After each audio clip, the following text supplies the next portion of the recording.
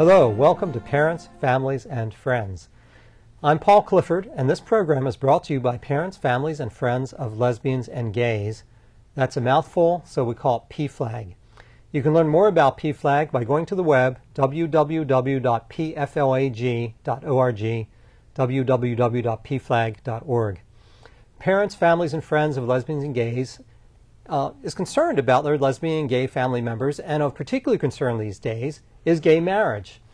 The Supreme Court of California recently ruled that gays and lesbians have a fundamental right to marry people of their own choice. This is a dramatic change in California law. 4 years ago, there was a law in the books that said gays and lesbians could not marry people of their own choice, and despite that law, Mayor Gavin Newsom of San Francisco started issuing marriage licenses. In 3 weeks, 4,000 couples got married. A few months later, their marriages were rendered null and void by an appeals court. Now, 4 years later, the California Supreme Court says gays and lesbians do indeed have a fundamental right under the California Constitution to get married, and we're joined tonight by newlyweds, Rich and David Speakman. Welcome to the program. Thank you. Now, you guys are the first gay couple to be married in Santa Clara County, California, under the new Supreme Court ruling just a few days ago. Yep. How did that feel, David? It was amazing because if you looked at, we got married in 2004. We were one of the 4,000 couples who got married in 2004. And it was really amazing to actually get married in our hometown here in Santa Clara County as part of Silicon Valley. We live here. We're part of Silicon Valley, and it was just amazing to be married here. So do you feel more a part of your community? Like this, you really do belong now? Is it that kind of change? It's from being married or being married in Silicon Valley? Being married here. Yeah. Well, this time, because it was so close, we were able to have friends and family be there rather than having them stand in line with us for 12 hours in San Francisco. Here, they could just show up, and because this is part of their neighborhood, and it was close, convenient, and we had our family and friends. Right, and I guess up in San Francisco, it was sort of a subversive act. That is, Mayor Newsom started illegally granting marriage licenses to people, and there was a huge rush to kind of get in under the wire before the courts invalidated it. Right. So that's different than having the state say, well, you're full citizens now. Yeah, 4 years ago, it was, we found out that it was happening, and it was, wow, okay, let's get up there and standing in line with a bunch of strangers. Nice strangers, but strangers. And this was a lot different because we could plan something a little bit better. We knew, I think everyone there knew 4 years ago that it was going to stop at some point. They were going to stop them from right. doing that, and we had a pretty good idea that it was going to become invalid, but with the state, not invalid to us, and but it was an important thing for us to do, an important statement to make. This is different. The state has already said this is valid, so. Mm-hmm. So 4 years on now, you're remarried. Congratulations. We're remarried for the first time, yeah. Which is something that only exists in California. But and unlike that one weekend, that Valentine's Day weekend in 2004, where we thought the next Monday or Tuesday the court was going to say it's not valid. This time the court blessed it, and we know that ahead of time, we knew that the Supreme Court of California, you can't get higher in California than that, right. Said not only can you get married, but it's a fundamental right, and it's against the law for you to be denied marriage. And that was so affirming to actually stand there earlier this week and have Supervisor Yeager say, under the laws of California, I pronounce you to be married. There were people who started weeping when that happened, right. because it's something that we thought never would happen in our lifetime. Right. It makes you proud of the state of California. Oh, absolutely. Oh, yes. Yeah. And I think it's also gratifying that the Supreme Court justice who wrote the opinion is a conservative Republican. That's how fundamental it is. And even the justices who dissented, who voted against it, it's not that they didn't support same-sex marriage. They just thought that maybe this is something the legislature should do instead of the courts. But they themselves said, although I believe in same-sex marriage, I don't think this is the right way. So no justice even the ones who voted against it, were against the concept of same-sex marriage. That's historic. That it should be a fundamental Right. human right. Yes, that's historic. They just thought that maybe this is something they should allow the legislature to do. And it was just amazing that even the no votes were in support of our ability to get married. Now, after the ruling came down, there was a few-week period before the state started granting marriage licenses, Yeah, it was a 30-day. 30-day period. You must have been really eager because somehow you became the first gay couple in Santa Clara County to be married. How did you swing that? Well, I kind of had something to do with that. Just in our involvement in the community over, for me, for the past 20 years, I've lived in Santa Clara County my entire life. So we were at the rally when the day that the court ruling came down, and Ken Yeager was speaking, and he was holding the applications, the new applications, said applicant 1, applicant 2, and when he came off from the podium, he walked straight up to us and handed us the application.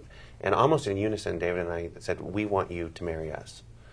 So, And he's the county supervisor right. here. So about a week later, I emailed him and said, we really do want you to officiate at our ceremony, and we want to do it early. We think it's important to be on the forefront of this. And, what's the process? Can you or someone in your office let us know what we need to do, because we really want you to be the one, and we want to get this ball rolling. And he forwarded that to one of his staff, and we got the invite to be the first ones. And they said, would you mind being the Yeah. first? And by the way, if you are, then you have to do all this media and Yeah. stuff. Right. And so, like what we're doing today. And so, being a former journalist myself, I thought it was kind of karma, because I was interviewing people for a living, and I figured You were on the other side of it, yeah, so now right. it's getting back to you. I owed it, I owed it to people that, to give a little bit of my life back in our life now. Yeah. I want to know how this marriage changed you. I mean, you were married the first time in 2004. Did that change your relationship somehow? And has this marriage changed it in any other way? For me, I think back in 2004, we got married, and I think we took that step, that commitment. So this time around, being nervous, that nervousness of when you get married and, oh my God, I'm committing myself to this person. I mean, we did that 4 years ago. Mm-hmm. So I wasn't at all nervous on that front. Being in front of the cameras, that's where some of the nerves came in. But this time we had family and friends there watching, and that's what made it special.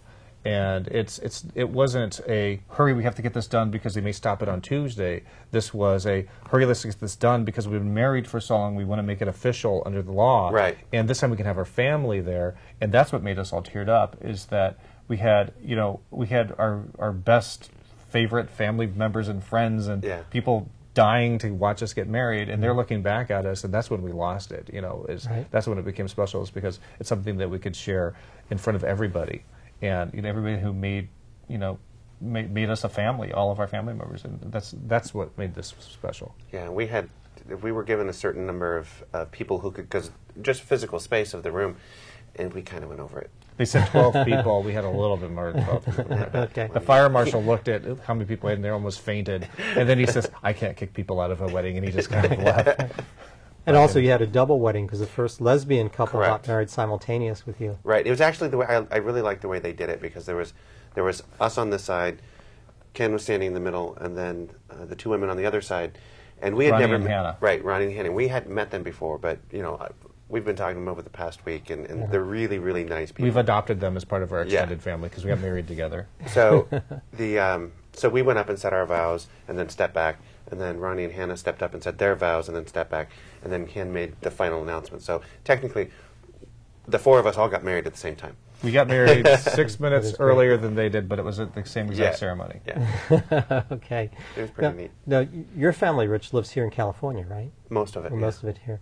But your family, David, lives in Indiana? My family, mostly in Indiana, some in Ohio, but my immediate family, they all live in Indiana. So did some of them come out here, fly out None here? of them could come out because we got married on a Tuesday morning at 9 a.m. People have to work, and it was short. It's a time controlled by the city offices right. here. A 3-minute warning is not enough for people Well, to get there was time also off. there was also the ruling came down, and it said, okay, the counties have 30 days to get ready for this.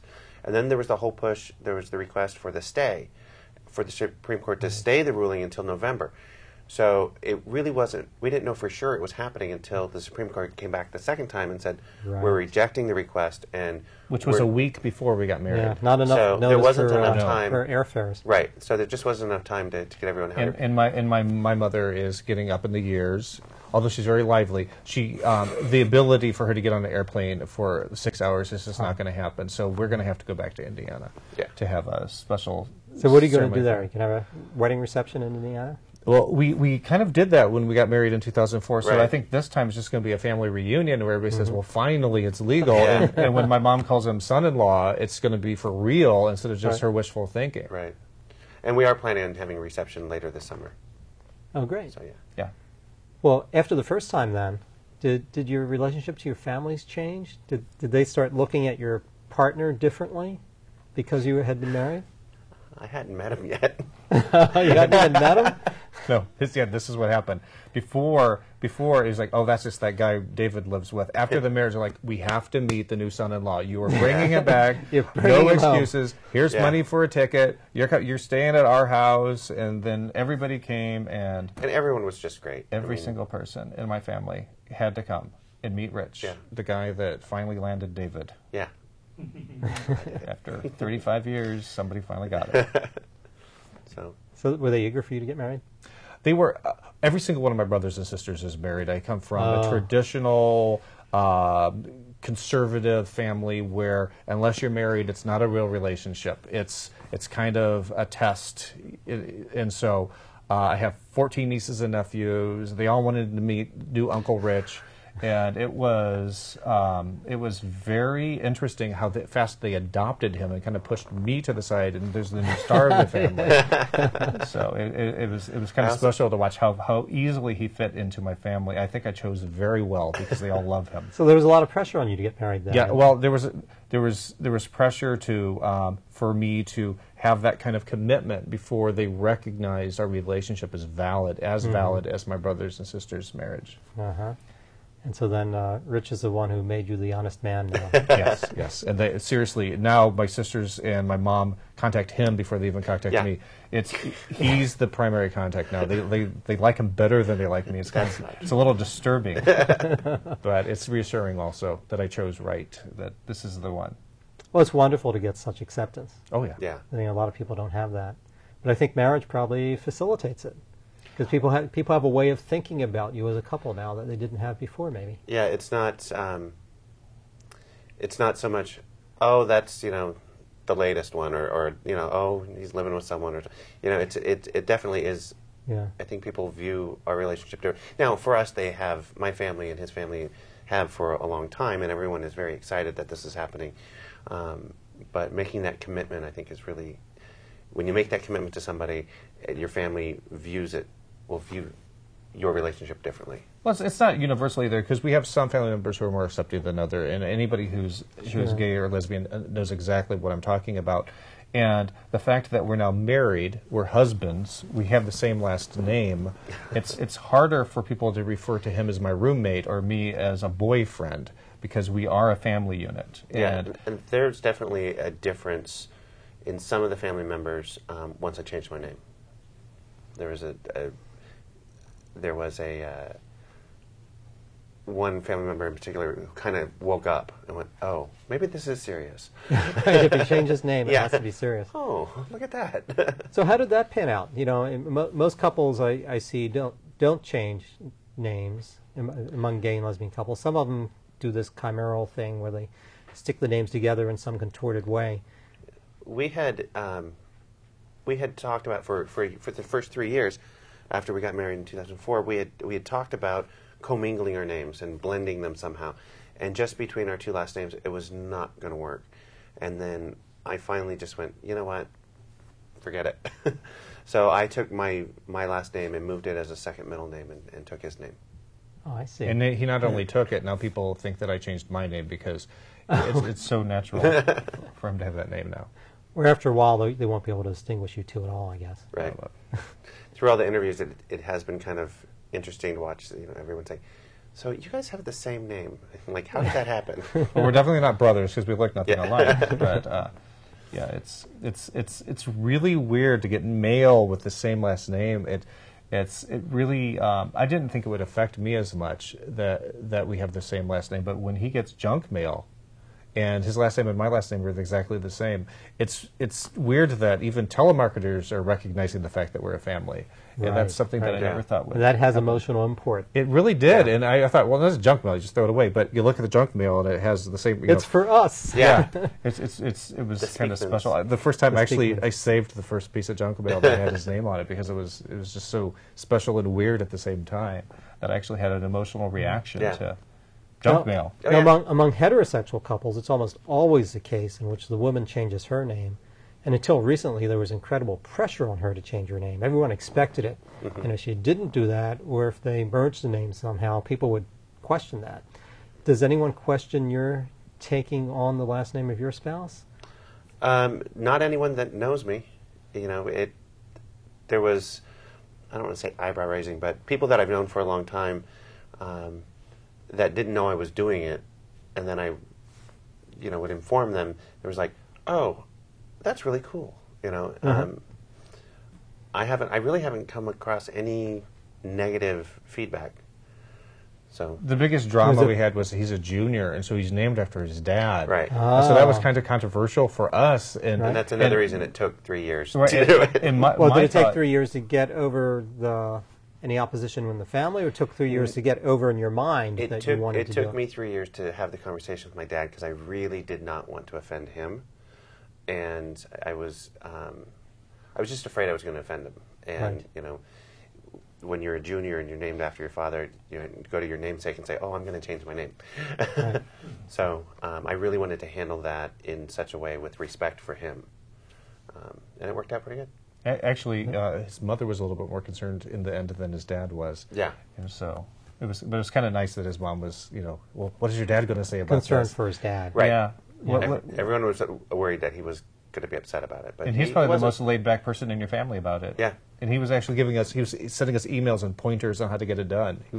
Oh, was- so yeah. he was really fully on the bandwagon at that Absolutely, point. yeah. So it was a lot of worrying for nothing. Very, very, very, very sweet man. Yeah. Well, marriage is sort of like the last hurdle in coming out. Gay people go through these stages of life where they progressively come out to wider and wider communities, and marriage seems to be the sort of the final ritual where someone really is coming out and pledging their lifelong commitment to another person, and doing it in an extremely public way.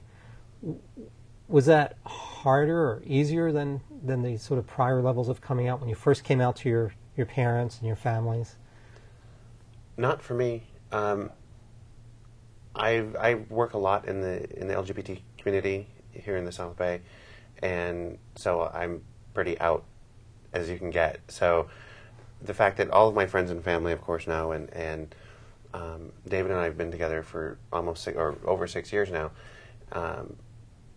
The fact that we're getting married is more of a natural progression of our relationship. So it wasn't It's about time it be legal. exactly. Yeah, and I come from we talked about earlier, from a very conservative Indiana family, and the coming out, saying that I was gay, is a lot more traumatic because in a family like mine, you don't talk about sex at all. So actually, the weirdest part about saying you're gay is implying that you're sexually active. That was the worst part of it. But getting married was more reassuring to my family, I believe, because our relationship's not threatening anymore because it's something they can more relate to. I have a brother who is a Baptist preacher who may have some religious issues, but he doesn't have an issue with the commitment and the love we share, and he can separate the two because he realizes... Well, and he's never been anything but supportive. Ever. Yeah. Because he's a good man. Yeah. But he still has some qualms, but he can separate that out from his love for me and my husband, which is, I think, extraordinary. And I am very blessed to have a family like that. Yeah.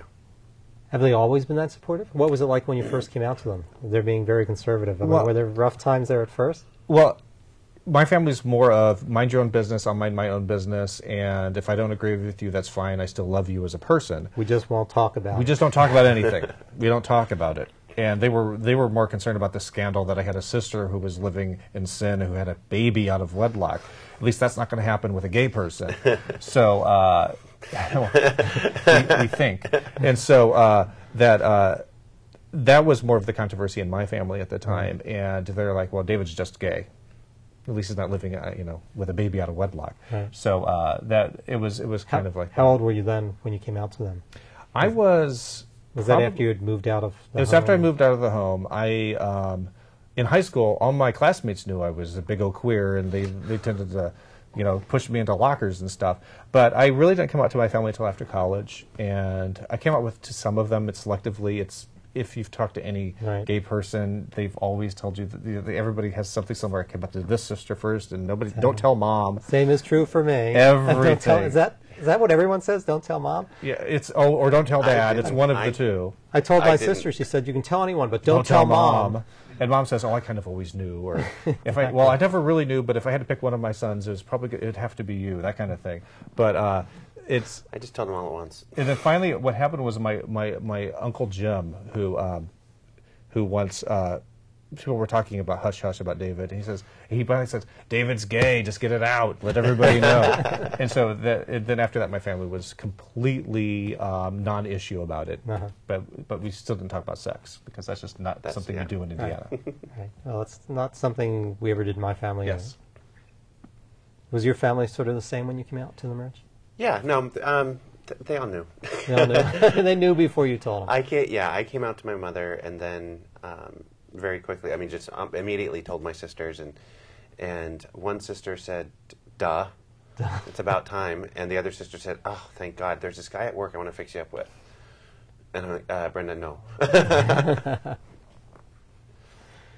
But the marriage thing was more of a relief, I think, to my family at least. It's a sign you've grown up and settled down. And Rich is part of the family now. Yeah.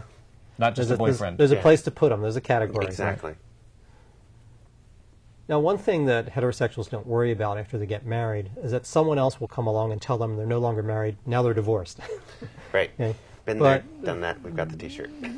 Yeah, right. But you got married in 2004. You had to get married again in 2008. This November, there will be a ballot proposition that attempts to change the California Constitution so that it will no longer be constitutional in California for gay and lesbian people to marry the people of their choice. How does that make you feel? I mean, do you feel vulnerable, or do you feel, it's just something we have to work for so that doesn't pass, or what is the feeling? I definitely think it's something that we all have to work for, and I don't care if you're gay, straight, in a relationship, not in a relationship, want to get married, don't want to get married. It's not about that. It's about equality in California. And so it's definitely something that we all need to strive for. As far as our marriage, I'm not really that nervous because we're married. We were married legally under the eyes of the laws of California, and for them to take that back is going to be difficult. Whether it will continue is, something we'll have to wait and see, and that'll depend on the voters, and that's why it's important that we're all working now to make sure that this sticks. If you look at prevailing way that laws are interpreted when new laws pass to take rights away from people, there's a concept that most people can understand that you've heard before is grandfathering in. And it seems to me from the family law lawyers that I've talked to, those of us who got married between now and if this passes, which I don't think it will, but if it does pass, it seems that prevailing opinion is that we'll be grandfathered in. So at least you'll have this bubble of people who will be married, right, and then it may be denied to people in the future. And that's just odd. And I think that as more people meet people like me and Rich, they'll realize that we're not some scary creature from Mars. We're your next door neighbors who, close your front door when the wind blows it open or something. Just a married gay couple. Yeah. Do you think that seeing you guys get married has influenced the people around you, coworkers, people, who know you, who are acquaintances, maybe not close friends, but just people who know about you and deal with you on a daily basis? I think so. I do work in multiple offices with the a client base where I'm moving around a lot, and it's interesting because of course now they've all seen the paper, they've seen the news, they've I walk in and they hold up the Merc, and and they're like, "That's great. And what are you doing here? Shouldn't you be, This is some way to spend a honeymoon when Yeah. you're still working. Yeah, and we get people coming up and hugging us. It's I'm so proud of you. life goes on, and we back to the normal, our normal lives. And Right.